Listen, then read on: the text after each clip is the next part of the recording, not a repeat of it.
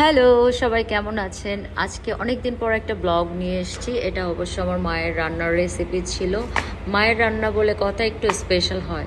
তবে হ্যাঁ, সবাই কেমন আছেন? আসসালামু আলাইকুম গাইজ। এই মুহূর্তে আমি আমার প্রফেশন থেকেই লাইভটা করছি, মানে আপনাদের জন্য ব্লগটা বানাচ্ছি, ভয়েসটা দিচ্ছি। সো মা যখন রান্না করে আমার আসলেই ভালো লাগে। মার রান্না বলে কথা একটু বেশি টেস্টি হয়। প্রফেশনাল হাত তো, মা সেই রান্না করে কতটা বছর থেকে দেখতেছি, রান্না করেই যায় ভোরবেলা উঠে। তো এটা ছিল তোমার খাসির মাংসের একটা রান্না। খাসির মাংস রান্না করার জন্য সে যে প্রস্তুতি নেওয়ার, এই মরিচ গুঁড়া, হলুদ গুঁড়া, আমি অবশ্য সবার মতো এত সুন্দর করে বলতে পারি না, তারপরেও ট্রাই করতেছি। তবে হ্যাঁ, পুরো রান্নাটাই সরিষার তেলে হয় আমাদের বাড়িতে। আর এটা ইন্ডাকশান ওভেনেই হচ্ছে। যেহেতু তোমার খাসির মাংস বলে কথা, আর আমি একটু স্পাইসি কমই খাই। আপনারা দেখবেন যে এখানে মশলা বা একটু মানে যতটুকু দিতে হয় অতটুকুর বাইরে আম্মু দেয় না, কারণ আমি অয়েলি খাবার পছন্দ করি না, আবার অনেক মশলাপাতি পছন্দ করি না। তবে যা যা দেবার মার রান্নাটা একটু ডিফারেন্ট, তাই আমি ভাবলাম যে তোমাদের জন্য মায়ের রান্নাটাও আমার স্মৃতি হিসাবে থাকবে।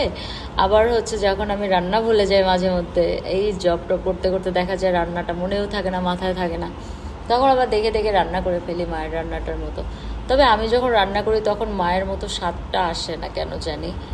কিন্তু মায়ের রান্না, মা হাত দিলে হয় মা কষানোর সময় টেস্টটা বাড়ে, কিছু ডিফারেন্ট মশলাপাতি দেয়। কারণ এই যে আনাম যে শুকনো মরিচটা দিল, এটা অবশ্য আমি মার কাছ থেকে দেওয়া শিখেছি। এখন কম বেশি অনেকেই দেয়, তবে হ্যাঁ, এই মরিচের যে ধাকটা ওটা থেকে যায়, গুঁড়ো মরিচের থেকে এটা টেস্ট করে। তারপর দেখা যায় একটু ধনে গুঁড়া, জিরা গুঁড়া, তারপরে আরও অনেক কিছুই দেয়।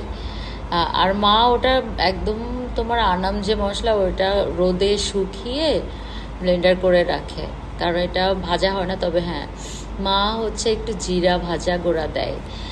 ওটা তোমার একটু করা থাকে, যখন ভেজে নেয় ওই স্মেলটা মাংসের জন্য খুবই টেস্টি লাগে, মজা লাগে খাইতে আমার কেন জানি। তো তোমরা কিভাবে রান্না করো খাসির মাংসগুলি সবাই জানায়ও আমাদেরকে। আর হচ্ছে কমেন্টে তো অবশ্যই জানাবা। তবে মার এই রান্নার রেসিপি ভিতরে আমার যেটা মনে হয় একটু ডিফারেন্ট স্বাদ থাকে, কারণ অনেকেই অনেক গুঁড়ো পাক করে, মশলাটা অনেক ফ্রাই করে নেয়, তারপরে হচ্ছে এটা করে। আর আলুগুলি মা একটু ভেজেই দেয় বরাবরই। এটা হচ্ছে রান্নার শেষ ফাংশন ছিল। রান্নার শেষে ফাইনাল লুকটা এমনই ছিল, খেতে অনেক টেস্টি ছিল। সবাই ভালো থাকবা, আল্লাহ হাফেজ।